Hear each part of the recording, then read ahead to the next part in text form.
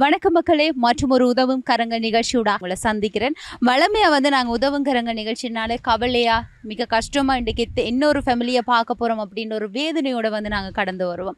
ஆனால் அராலி மத்தி, அராலி தெற்கு, அராலி கிழக்கு, அராலி மேற்கு என்கின்ற பகுதியில் நாங்கள் ஒரு 20 குடும்பங்களுக்கு கிட்ட உங்களுக்காக இந்த உதவும் கரங்க நிகழ்ச்சி மூலமாக அறிமுகப்படுத்தியிருந்தோம். அவர் இந்த சமூக சேவை என்று சொல்லிய இதுதான் அவருடைய சேவை என்பது அல்ல. அவர் இன்னும் பல சேவைகள் சொல்ல முடியாத அளவுக்கு பல சேவைகளை செய்து கொண்டிருக்கிறார். சிங்கர் செந்தில் அப்படி என்பது தான் அவருடைய ஒரு சமூக வலைத்தளத்துடைய ஒரு பெயராக இருக்கிறது. அதனை நீங்கள் உங்களுடைய மொபைலில் டயல் செய்திகளாக இருந்தால் அவருடைய சமூக வலைத்தளங்களில் அவருடைய சமூக செயற்பாடுகள் எவ்வாறாக இருக்கிறது, சமூக சேவைகள் எவ்வாறாக இருக்கிறது, எவ்வளவுக்கு ஓங்கி ஒழிக்கிறது என்பதை உங்களால் காண முடியும். எனவே வந்த வகையில் இந்த இன்றைய நாளிலும் அவர் இலங்கை தேசத்துக்கு கடந்து வந்திருக்கிறார், கனடா பிரதேசத்தில் இருந்தாலும் இங்கே இருக்கக்கூடிய மக்களுக்கு தன்னுடைய தாயின் நினைவாக தான் உதவிகளை செய்கிறேன். அது மாத்திரமில்லாமல் இந்த 11 குடும்பங்களில் அதிகமாக பாதிக்கப்பட்ட ஒரு சில குடும்பங்களை தெரிவு செய்திருக்கிறார். அவர்களுடைய வாழ்வாதாரத்துக்காக தன்னால் முடிந்த உதவிகளை தான் செய்வதற்காக இன்னும் இந்த அராலி பகுதியில் இருக்கக்கூடிய மக்களுடைய இருள் விளக்கு ஒளி விளக்காக மாற வேண்டும் என்பது தான் எங்களுடைய கருத்தாக இருக்கிறது. இவர் செய்த உதவிகளுக்கும் இவர் கொடுத்த அந்த பணத்தொகைக்கும் இனிமேல் செய்ய போகிற அந்த உதவிகளுக்காகவும் அவருக்கு சந்தோஷமான வாழ்த்துக்களையும் நன்றிகளையும் கூறப்போகின்றோம். அது மாத்திரமில்லாமல் இன்றைய நாளில் நாங்கள் அழுது பார்த்த ஒவ்வொரு குடும்பங்களையும் நேரடியாக சந்திக்க காத்து கொண்டிருக்கிறோம். இன்றைய நாளில் நாங்கள் அவங்கள சந்திக்கலாம். வாங்க உள்ள போகலாம். இந்த அம்மா தெரியும், அவாக்கு ஒரு மகள் உயர்தரம் படித்து கொண்டிருக்கிறா. நல்லா படிக்கக்கூடிய ஒரு பிள்ளை. அவளுக்கு ஒரு டியூஷனுக்கு போய் அந்த மாதத்தில் காசு கட்ட முடியாது, டியூஷனுக்கு போக முடியாத ஒரு நிலையில் இருக்கிறா என்று சொன்னால் பல மைல் தூரம் தான் டியூஷனுக்கு போகணும். அதுக்கு ஒரு சைக்கிள் இல்லை. சைக்கிள் இருந்தாலும் அந்த மாதாந்தம் அந்த வகுப்புக்கு சென்று, அந்த தனியார் வகுப்புக்கு சென்று மாதாந்தம் கட்டுவதற்கு பண வசதி இல்லாதால் நல்லா படிக்கக்கூடிய ஒரு பிள்ளை வீட்டில் இருந்தே படித்து கொண்டிருக்கிறா. அதை விட அம்மா பார்த்தோம்னா புற்றுநோயால் பாதிக்கப்பட்டு ஒரு மார்பு அகற்றப்பட்டிருக்கிறது. இப்போ தான் வீட்டை இருக்கிறா. 20 வயசில் ஒரு மகன் இருக்கிறார். அவர் அந்த தண்ணி சுத்திகரிக்கிற ஒரு நிறுவனத்தில் வேலை செய்கிறார். அதால் கிடைக்கிற அந்த மாத சம்பளத்தை வச்சு தான் தங்க வாழ்க்கை ஒவ்வொரு நாளும் ஓடிக்கொண்டிருக்கிறது.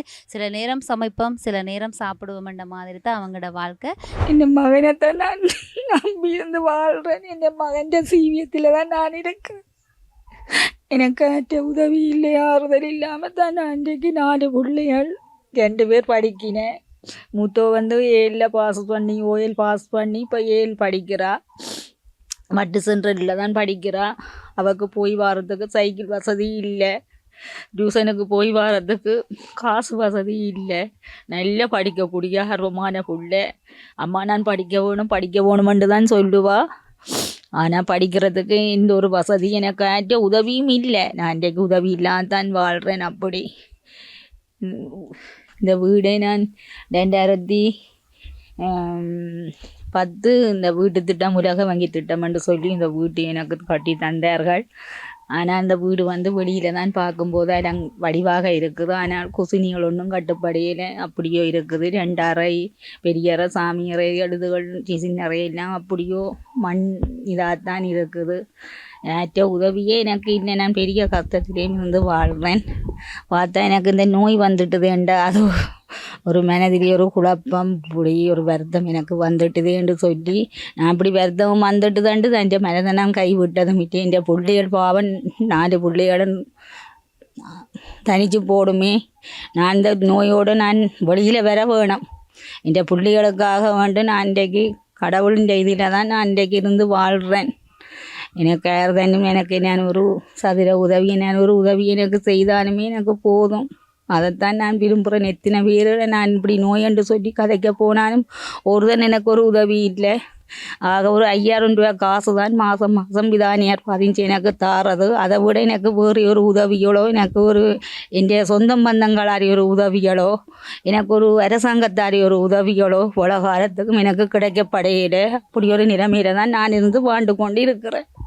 எனக்கு நான் பெருசாக இந்த உதவிகள் இதை நான் வீட்டிலிருந்து சுயதொழில் செய்ய வேணும் இதை நான் விரும்பியில் நான் என் புள்ள வந்து படிக்கக்கூடிய பிள்ளைங்கோ, என் புள்ள நல்லா படிக்கக்கூடிய பிள்ளை, என் புள்ள இப்போ படிக்கிறதுக்கு போகக்கூடிய உதவியைத்தான் யாரும் நண்டானும் எங்களுக்கு இறங்கி இந்த உதவியை வந்து செய்ய வேணும். பாவம் சைக்கிள் வசதி இல்லை, என் புள்ள படிக்க போகிறதுக்கு, டியூஷனுக்கு போகிறதுக்கு காசு வசதி இல்லை, நல்லா படிக்கக்கூடிய பிள்ளை. என் பிள்ளைகள் படித்து ஒரு சின்ன ஒரு வேலி ஒன்றானும் கிடைச்சா என் குடும்பம் வந்து ஒரு நல்லதாக மாறும். அப்படி ஒரு உதவியை எனக்கு நீங்கள் செய்யும் கொண்டு தான் நான் கேட்குறேன். யாருதன்னும் அப்படி இதில் பார்த்த நீங்கள் இறங்கி எனக்கு ஒரு உதவியை நீங்கள் செய்யும்படி கூட நான் கேட்குறேன். சரி, அம்மாவோட கதை. வணக்கம் அம்மா. நீங்கள் உங்களுக்கு மகன் இருக்கிறார் தானே? இப்போ இந்த மகன் வந்து ஏதாவது தொழில் செய்வாரோ? ஏதாவது தொழில் தெரியுமா? தண்ணி சுத்திகரிக்கிறதுக்கு தான் போகிறேன். 15,000 ரூபா கொடுப்பேன். 15,000 ரூபா சம்பளம் கொடுப்பேன். ஓகே. நான் என்ன யோசிக்கிறேன்டாமா, உங்களுக்கும் நிலைமை அப்படி இருக்கு உடம்பு.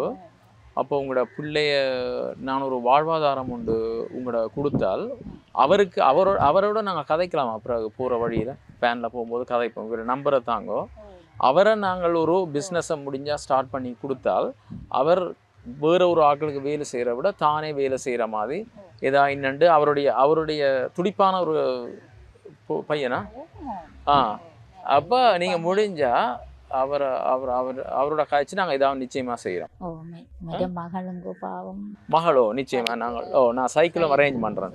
ஓகே, நான் சைக்கிளும் அரேஞ்ச் பண்ணுறேன். முக்கியமான சைக்கிளை விட நீங்கள் தொடர்ந்து இந்த மாதிரியான கஷ்டங்கள் இல்லாமல் மாதாந்தம் ஒரு வருமானங்கள் மாதிரி நான் செய்து நீங்கள் டான் டிவிலையும் வார மாதிரி நான் செய்வோம். அவங்க இப்போ இதை பார்க்குற ஆட்களுக்கு தெரியும் என்னென்ன இருக்கலாம், என்னென்ன உதவி போய் சேர்ந்துருக்கண்டு. சரி, நன்றி. வணக்கம். எனது பேர் கனிதா. எங்களுக்கு 3 பேர் அண்ணாக்கள் இருந்தது. அதில் முள்ளி வேக்கால் பிரச்சனையில் ஒரு ஆள் காணாமல் போயிட்டார். மற்றொரு அண்ணா கேன்சர் வெறுத்தது வந்து 34 வயசில் மோசம் போயிட்டார். மற்றொரு அண்ணா தான் இருக்கிறார். அவரும் கொஞ்சம் கஷ்டம்தான், சுண்ணாத்துட்டு இருக்கிறாரு. அப்பப்போ வந்து பார்த்துட்டு போகிறவர். கணவனும் விட்டு போய் 5 வருஷமாச்சு. இந்த சின்ன மகன் ஒரு ஆள் அம்மா உதவி தான் இருக்கிறோம் நாங்கள். எங்களுக்கு வாழ்வாதார திட்டத்துக்கு இந்த குழந்தைய வளர்த்து படிப்பு செலவு அதுக்கு இதுக்கு எல்லாத்துக்கும் எங்களுக்கு ஒரு கோழி கூட அமைச்சு தரக்கூடிய மாதிரி ஏதாவது ஒரு உதவி செய்யும். இவருடைய சகோதரியுடைய நிலைமை வந்து உண்மையாக அவர் ஹஸ்பண்ட் வீட்டு போயிட்டார், நீங்கள் கேட்டுருங்க. இவருடைய அண்ணா ஒருத்தர் கேன்சரில் மோசம் போயிட்டார், ஒருத்தர் முள்ளிவாய்க்காலில் தவறிட்டார். அப்போ அந்த ரீதியில் இந்த இவவுக்கு கட்டாயமாக ஒரு கோழி கூடு நாங்கள் அமைச்சு தரோம். சரியா தங்கச்சி? தம்பி நல்லபடியாக படிக்கணுமா? சரி, அடுத்து இந்த அம்மாவையும் உங்களுக்கு ஞாபகம் இருக்கு.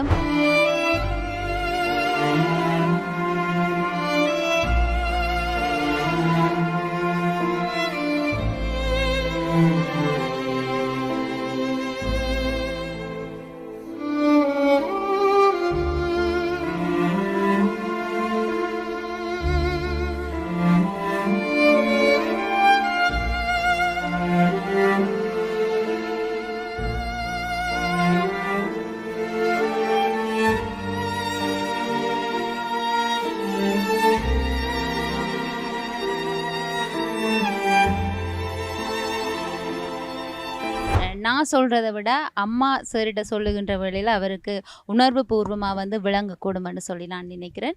இப்போ அம்மாட்ட கொடுப்போம், அம்மாவை வந்து நேரடியாக தன்னுடைய பிரச்சனையை வந்து கூறட்டும். சொல்லுங்க. 4 பொம்பளை பிள்ளைகள். 4 பொம்பளை பிள்ளைகள். ஓகே. 2 பேர் திருமணம் செய்துட்டோம். கணவன் கூலி வேலைக்கு போகிறார், ஒரு நாள் கூலி வேலைக்கு போகிறார். இருக்கிற வேலை போவார், இருக்காத வேலை விட்டு தான் நிற்பார். மற்றுமலை அவருக்கும் கால் முறிஞ்சது. கால் அந்த கலட்டம் கால் முறிஞ்சது. 2 பேர் இருக்கணும். ஒரு ஆள் 7 வயசு செய்துட்டு இருக்கிறா. ஒரு மகள் காணாது ஓயல் எழுதிட்டு இருக்கிறா. இப்போ நானும் கூலி வேலைத்தான் தெரிஞ்சேன். நான் எனக்கு போன வருஷம் 4ஆம் மாதம் 7ஆம் வந்து வருத்தம் கண்டுபிடிச்சு ட்ரீட்மெண்ட் செய்தவன். என்ன வருத்தம்? கேட்பையில் கேன்சரா? ஓகே. கண்டுபிடிச்சி ட்ரீட்மெண்ட் செய்து குழம்பெல்லாம் போய் வந்து இருக்கிறேன்.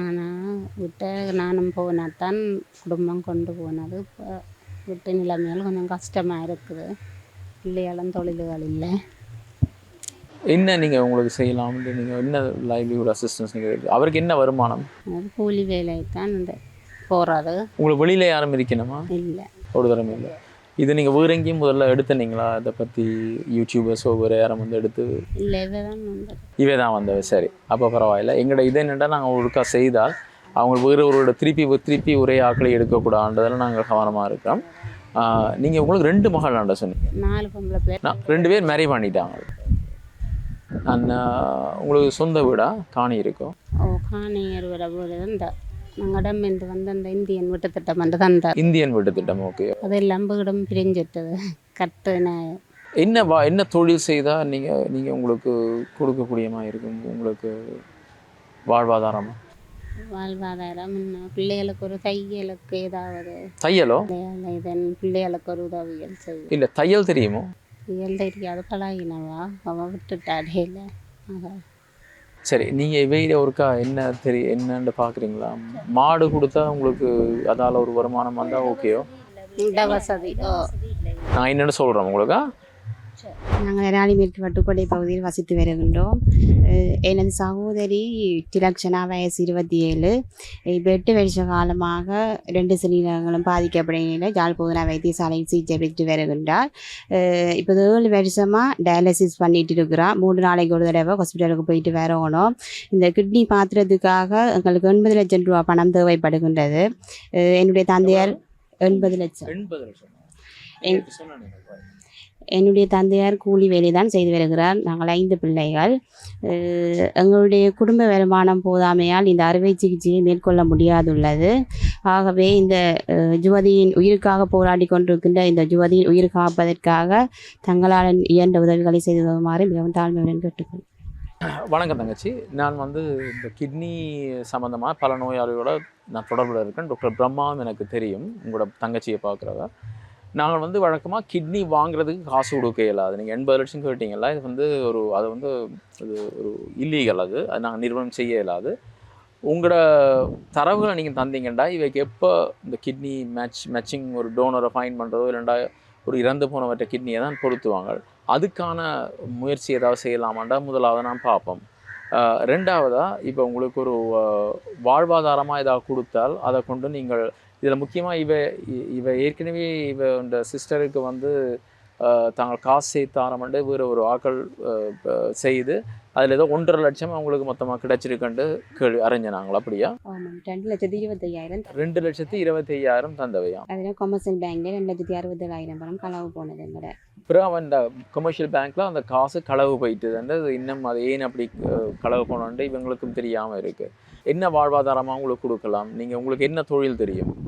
என்னடா இப்போ எங்களை பொறுத்தவரையும் நாங்கள் இப்படி பாதிக்கப்பட்ட கிட்னி பேஷண்ட்ஸுக்கு நாங்கள் செய்திருக்கிறோம் உதவி. அவைகளுக்கு மாடு அவைகளுக்கு ஏற்ற ஒரு அதை ஏன் கொடுக்குறோம்டா அந்த டயாலிசிஸ் போயிட்டு வர செலவுகள் இருக்கட்டும், அந்த குடும்பங்கள் வந்து ஒரு பெரிய ஒரு மன ரீதியாகவும் பாதிக்கப்பட்டிருப்பாங்க. அவங்களுக்கு ஒரு சைடு இன்கம் வரணும்னு தான் எங்களோட விருப்பம். அப்போ நீங்கள் என்ன உங்களுக்கு கொடுத்தா தையல் தெரியுமா? உங்களுக்கு தெரியாது. அப்போ நீங்கள் வந்து மேரி பண்ணிட்டீங்களா? அப்போ நீங்கள் தான் பார்க்குறீங்களா? நீங்கள் தான் மூத்தாளா? உங்களுக்கு எத்தனை பேர் தம்பி தங்கச்சி? 2 தம்பியும் 2 தங்கச்சியும். என்ன தம்பிமார் என்ன செய்யணும்? ஒரு ஆள் நீங்கள் கூலி வேலை தான் செய்கிறார். மற்றது இன்னொரு தம்பியும் கூலி வேலை தான் 2 பேரும் செய்கிறாங்க. மற்றது 2ஆவது தங்கச்சி தான் வருத்தமாக இருக்கிறவா. ஓகே. தங்கச்சி மேரி பண்ணிட்டா. அப்போ ஒரு ஆள் தான் மேரி பண்ணிட்டா. அதில் 5 பேரில் இப்போ உங்களுக்கு வெளியில் யாரும் இருக்கணுமா? வெளியில் மாமா ஒரு ஆள் இருக்கிறார். தான் தொடர்பு இல்லைங்க. எந்த நாட்டில்? அமெரிக்காலையா? மாமா ஒரு ஆள் இருக்கார், தொடர்பு இல்லையா? அம்மாண்ட சகோதரமா? சொந்த சகோதரம் தம்பி. அவர் இதை பார்த்தாருண்டா மேபி அவர் ஹெல்ப் பண்ணுவார். ஆனால் இந்த இப்போதைக்கு உங்களுக்கு வாழ்வாதாரமாக என்ன கொடுக்கலாமன்றது நீங்கள் தான் சொல்லணும். வீட்டில் மாடு கட்டலாமா? மாடு கட்டலாமா? ஆனால் அனுபவம் இருக்கா உங்களுக்கு மாடை பார்த்து? அப்பா இருக்காரு. அப்பா வீட்டை தான் இருக்கிறாரா? என்ன வயது அவருக்கு? அவருக்கு 50 வயசு. 50 வயசு. அவர் வேலை செய்கிறது இல்லையா? கூலி வேலைக்கு போகிறவர். கூலி வேலைக்கு போகிறார் நீங்கள் சொன்னீங்க. அப்போ எவ்வளோ உங்களுக்கு சுற்றி பரப்பு இருக்குல்ல? நான் மாடு மேய்கிற அளவுக்கு உங்களுக்கு ஏன் இதை நான் சொல்கிறேன்னாண்டா, நான் மாடு கொடுக்குற இருந்தாலும் அவங்கள இதை பார்ப்பாங்களான்ற ஒரு ஒவ்வொரு வாழ்வாதாரமும் அவங்களுக்கு ஏற்ற ஆண்டு பரிசீலித்து தான் கொடுக்குறது. மற்ற அந்த மாட்டையும் நீங்கள் கவனமாக பார்க்கணும். என்னண்டா அப்படி இல்லையண்டா அந்த பாவம் எங்களுக்கு தான் வரும். அப்போ அந்த வாழ்வாதாரமாக அந்த மாட்டை நான் அரேஞ்ச் பண்ணுறேன். டாக்டர் பிரம்மாவோடையும் நான் கதைக்கிறேன். அந்த கிளினிக் கோப்பியை எனக்கு அனுப்புங்க. சரியா?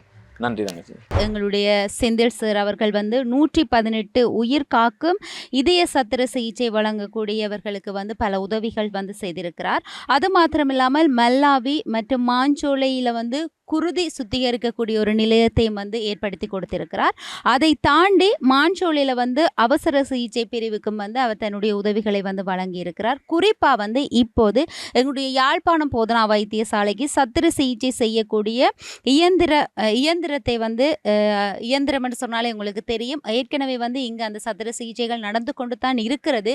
இருந்தாலும் வந்து ஒரு அவசரத்துக்கு ஏற்ற மாதிரி ஒன்றை செய்ய முடியாத நிலையில் வந்து TOE என்கின்ற அந்த இயந்திரத்தை வந்து அமெரிக்காவில் இருந்து வரவழைத்து இப்போது யாழ் போதனா வைத்தியசாலைக்கு அவற்றை கொடுப்பதற்காகத்தான் இந்த எங்களுடைய இலங்கைக்கு வந்து வருகை தந்திருக்கிறார். எனவே வந்து ஒன்றல்ல இரண்டல்ல பல்வேறு தன்னுடைய சமூக சேவைகளை பல பேரோடு கைகோர்த்து தன்னுடைய இந்த மனித நேயத்தின் மூலமாக வந்து செய்து கொண்டிருக்கிறார்.